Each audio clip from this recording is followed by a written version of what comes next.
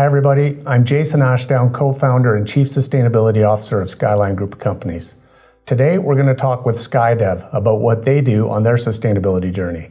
Along the way, we've typically bought pre-existing buildings, and over time we realized that building properties ourselves was a very good idea and good for our investors and good for our company, which is where SkyDev came from. So a few years ago, we launched into a company called SkyDev.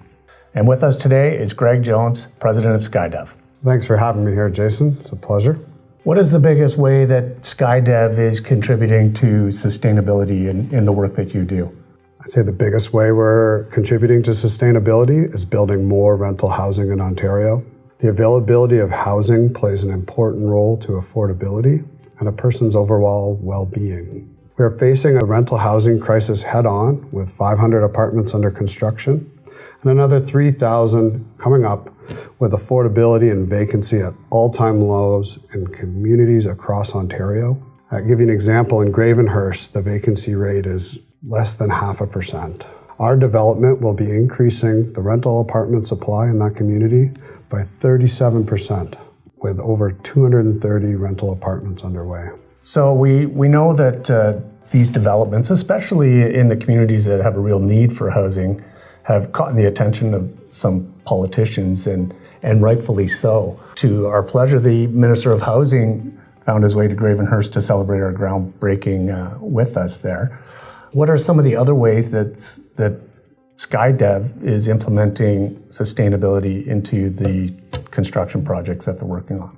We work closely with our consulting team on each building to cater to a specific community.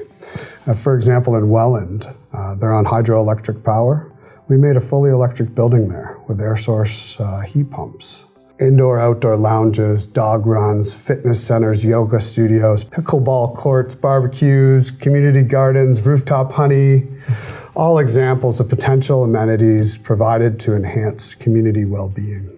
We've leveraged our resources and our relationships to deliver new, permanent supportive housing for those who need it most in the city of Guelph.